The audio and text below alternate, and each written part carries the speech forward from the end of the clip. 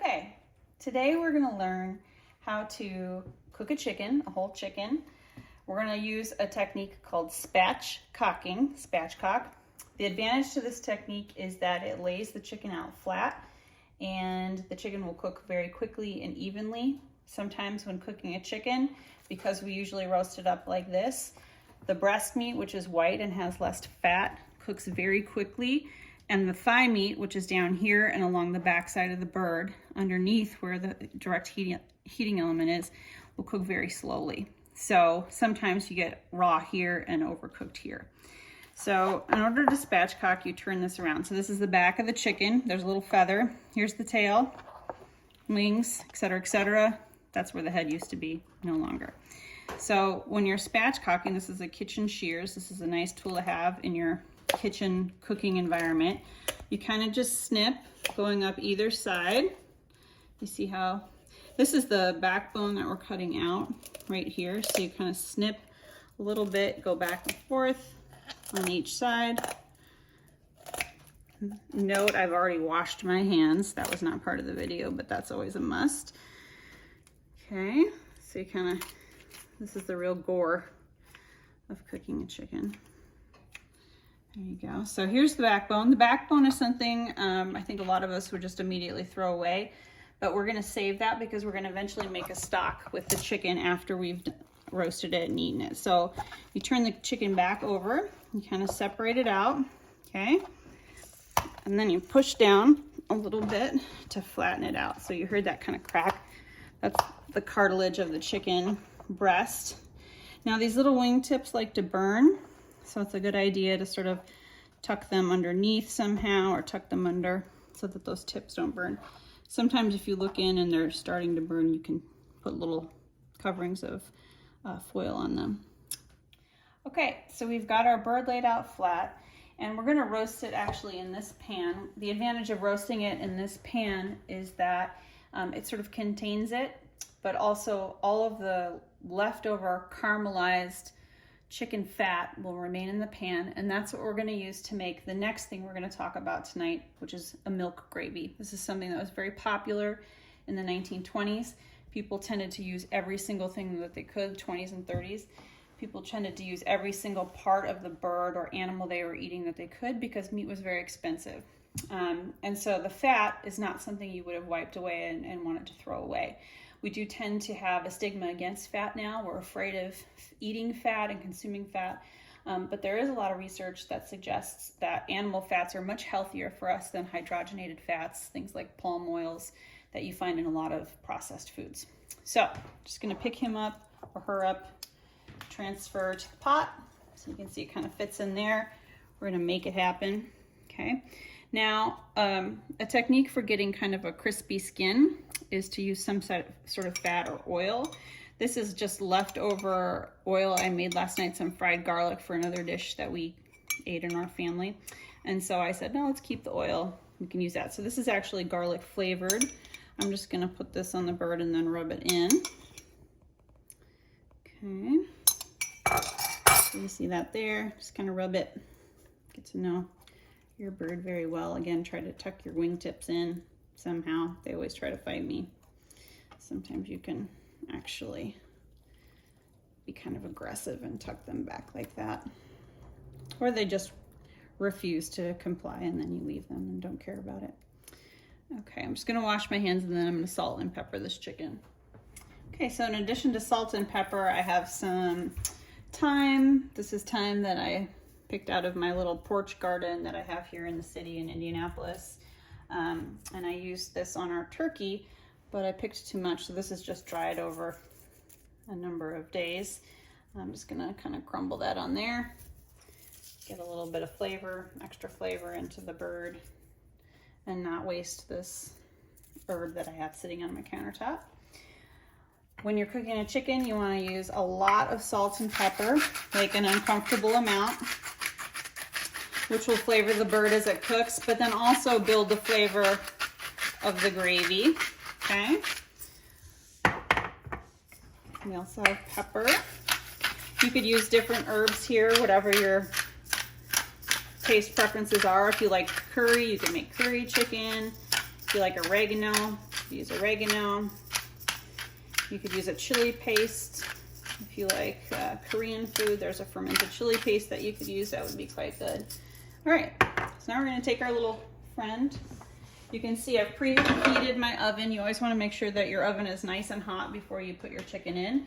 If you don't have it nice and hot, it's going to heat up at a higher temperature than it would if it were just at 400 degrees and maybe burn the chicken itself. So I'm gonna put it right in there. And I'm gonna take a peek at it at 25 minutes to see how it looks. But for now, we're just gonna let it rest. Okay, I think the chicken is ready. I'm gonna use my trusty mitts. Looks pretty good. We did end up using a thermometer because that is a safe way to cook a chicken. We cooked it to 165 in the breast. So I'm just gonna remove this. Like that. Put that to the side. And it's not quite at 165 yet, correct? No, because it's about 163 because the bird will continue to rise in temperature like all meat does once you take it off the heat. So you do want to rest it. So that's what we're going to do right now. Just kind of gently hold one end of my pan and loosen the bird off. Excuse me. Okay. Okay, I'll drip that off a little bit. Okay, so we're gonna let the bird hang out over here and we're gonna do what's called tenting by just taking a little bit of foil and not smashing it down, but literally just kind of placing it. That's gonna help keep the bird warm and keep that temperature up, but also it's not so tight that it's gonna steam and lose the crispiness of the skin right now. Okay, so now we're gonna carve. This can be sort of a daunting task if you're not used to doing it. But what I'm gonna do is basically work along the joint. So this is a little thigh, nice and cooked here. The juices as it runs out are clear, which is a good sign, but you can see that basically just comes right off. If you know you're feeding a lot of people and you wanna make sure that you're not having people waste food by taking too much, you can parse that out. I'm just gonna use the same pan because it's still warm and it means less cleanup for us at the end. So again, with the other side, this is nice and cooked. I can tell because the joints are actually quite loose in the bird, which is a good sign. So again, taking that off. And you just kind of, you know where it articulates, and right there at the joint is some cartilage. Now we have one of the family pets with keen nose at my feet waiting for his share, which he is not going to get. There you go, you can just pick it up like that. Every single piece. Hey. Okay.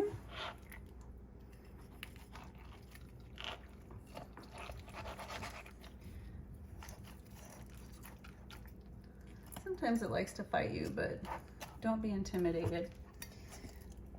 Just show it who's boss.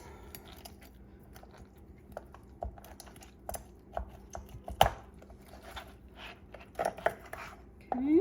A wing if somebody likes wings. It's almost like a heart shape that's left over when you finish off with the breast.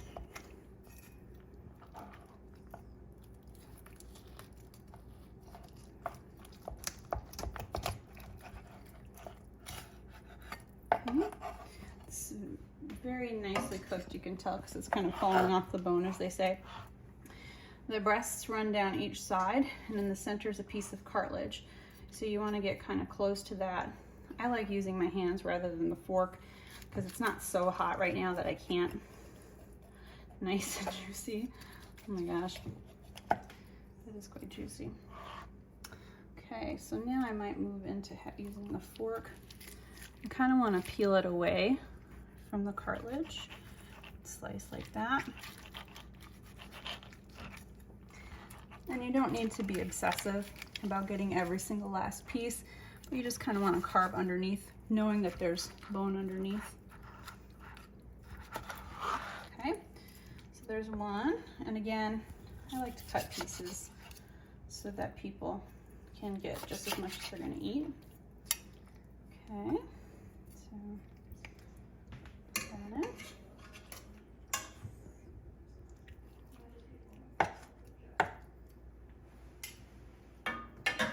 Again, you can just kind of arrange them however you want. You do want to think about having a warm platter or plate in order to serve it so that it doesn't get stone cold by the time it sits on the table. Okay. This one I'm moving a little bit more quickly, but I think you get the main point. There we go. Okay. Very persistent. Very persistent.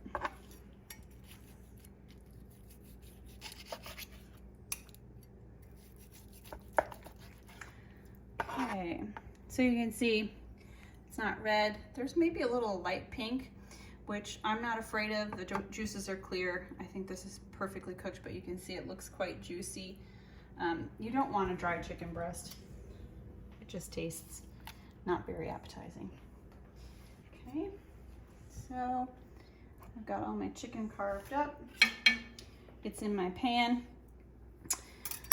Because I can, I'm just gonna tilt this and let some of these juices go right over the bird in the pan. Just like that. All right, bon appetit. Good luck.